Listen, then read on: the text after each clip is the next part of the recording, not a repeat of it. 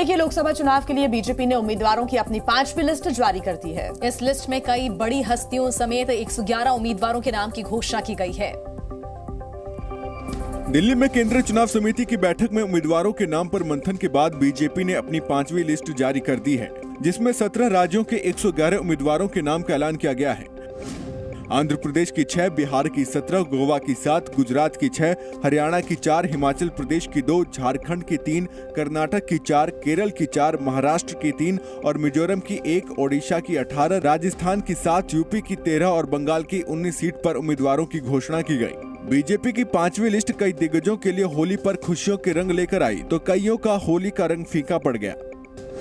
हिमाचल प्रदेश के मंडी से कंगना रनौत को टिकट मिला, तो वहीं मेरठ से अरुण गोविल को बीजेपी ने चुनावी मैदान में उतारा है। पुरी से संबित पात्रा, दुमका से सीता सोरेन और सुल्तानपुर से मेनका गांधी को टिकट दिया गया है। वहीं पीलीभीत से वरुण गांधी का टिकट कट गया है, उनकी जगह जितिन प्रसाद को उम्मीदवार बनाया गया है। गाजियाबाद से वीके सिंह की जगह स्थानीय विधायक अतुल गर्ग को टिकट दिया गया है। लोकसभा चुनाव के लिए बीजेपी अब तक 402 उम्मीदवारों के नाम का ऐलान कर चुकी है। इससे पहले 4 लिस्ट में बीजेपी के 291 उम्मीदवारों की घोषणा हो चुकी है।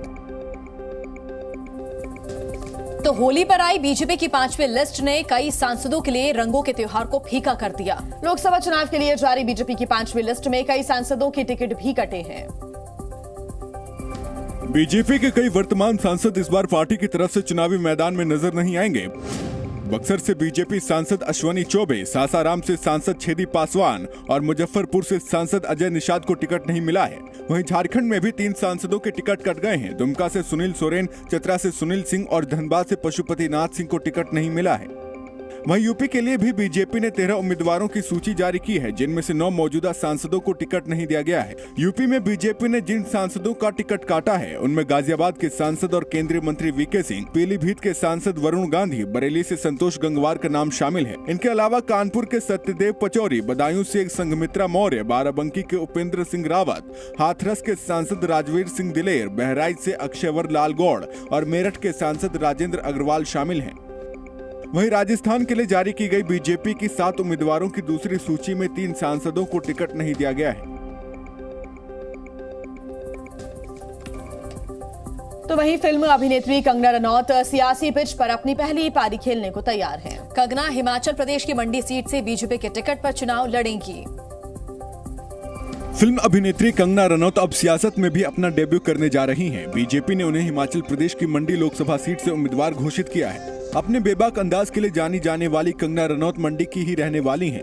मंडी लोकसभा सीट फिलहाल कांग्रेस के पास है। 2021 के उपचुनाव में कांग्रेस ने बीजेपी को हराकर इस सीट पर कब्जा किया था। बीजेपी को उम्मीद है कि कंगना रनौत एक बार फिर बीजेपी को मंडी सीट वापस दिला सकती हैं। मंडी से बीजेपी उम्मीदवार घोषित किए जाने पर कंगना रनौत ने बीजेपी का आभार जताया। उन्होंने सोशल मीडिया प्लेटफॉर्म एक्स पर लिखा कि भारत और भारतीय जनता की अपनी पार्टी बीजेपी को मेरा हमेशा बिना शर्त समर्थन रहा है। बीजेपी के राष्ट्रीय नेतृत्व ने मुझे मंडी सीट से लोकसभा उम्मीदवार घोषित किया है। मैं चुनाव लड़ने के बीजेपी के फैसले का पालन करूंगी और पार्टी में शामिल होने पर सम्मानित महसूस कर रही हूँ। मैं एक योग्य कार्यकर्ता और एक विश्वसनीय लोक सेवक बनने के लिए तत्पर हूँ। कंगना की उम्मीदवारी पर शिवसेना उद्धव गुट के नेता संजय राउत ने कहा कि बीजेपी के पास राजनीतिक लोग नहीं है, इसलिए उसने कंगना रनौत को चुनाव में उतारा है।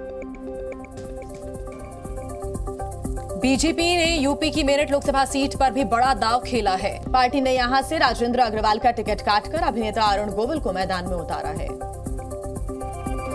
बीजेपी ने लोकसभा चुनाव के लिए अपनी 5वीं लिस्ट में फिल्म जगत की कई हस्तियों को टिकट दिया है। हिमाचल की मंडी सीट से जहां कंगना बीजेपी के लिए ताल ठोकेंगी, वहीं यूपी के मेरठ से बीजेपी ने रामायण सीरियल में राम का किरदार निभाने वाले अभिनेता अरुण गोविल को मैदान में उतारा है। मेरठ लोकसभा सीट से बीजेपी उम्मीदवार बनाए जाने पर अरुण गोविल ने सोशल मीडिया प्लेटफॉर्म एक्स पर पोस्ट कर पीएम मोदी और बीजेपी का आभार जताया। उन्होंने कहा कि वो पार्टी के भरोसे और जनता की अपेक्षाओं पर खरा उतरने की पूरी कोशिश करेंगे। वहीं लोकसभा टिकट मिलने के बाद जी न्यूज से बात करते हुए अरुण गोविल ने मेरठ की जनता पर भरोसा जताते हुए कहा कि भगवान राम सबका अच्छा करेंगे। वो भी राम जी भली करेंगे। जब अब तक राम जी ने सब अच्छा किया तो आगे भी सब अच्छा ही होगा।